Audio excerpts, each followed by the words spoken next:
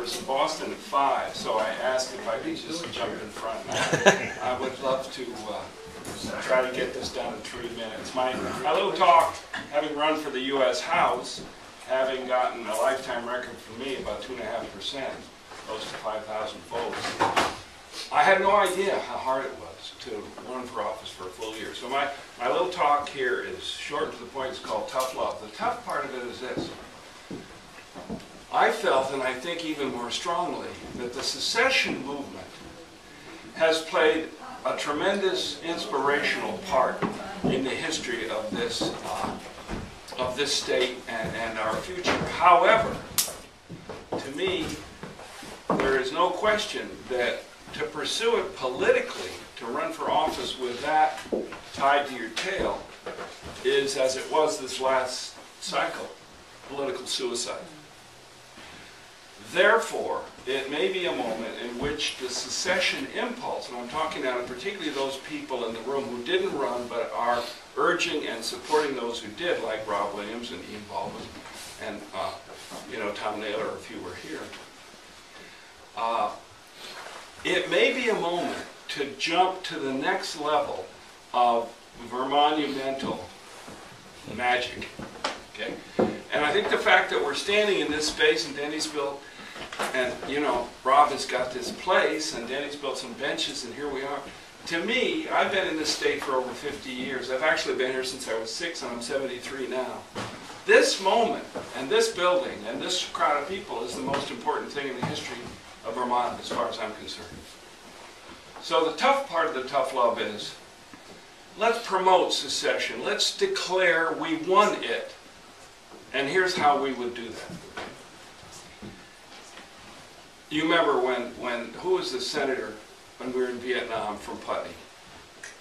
Aiken. Yeah, he said, let's declare victory and leave.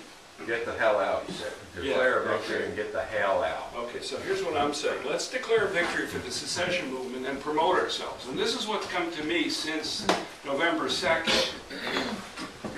I've read a couple, 3 books, and I've been walking around like a dumb guy who got hit by lightning. People look at me, you okay, Gus? Yeah, I'm fine. I couldn't be happier to be done with that damn campaign. Okay? But here's what's happened to me in that time, and just in the last week. I really believe, and I'll just try to say this in one sentence, get out of your way, that we know America, the United States, is dysfunctional as a nation state. We also know, although we don't like to particularly admit it, that Montpelier and the state government here is dysfunctional. It's not really all we would hope it would be. So it must be a moment in which the sequel to the nation state and the state state is being called for. And I believe it lives in this room, in the heads and hearts of the people who are here. And I call it supra-state, S-U-P-R-A, supra-state, and supranational. And my little nickname for it is a world wisdom zone called Vermont. I really think that we need to consider how to configure ourselves as a winning group of people in a winning place called Vermont that can take on the leadership of something after the nation state. So I have a piece of paper there which is full of nosebleed abstractions, and if you're interested, and there's an address on the bottom. If you're interested in pulling my string or dancing together, the address is how to get a hold of me there. Again, I'll end as I start. I think what Rob has done to convene us, put us in this place, and have it be a permanent independence. We have the next election, by the way. The Democrats and Republicans are going to be so tightly up against each other that whoever can collaborate as an independent owns the election.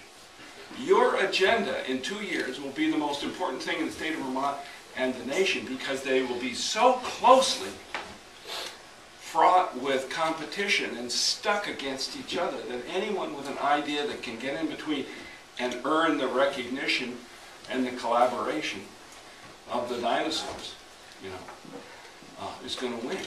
The winning for Vermont and for the country is sitting in this room right now. Hell, friggin'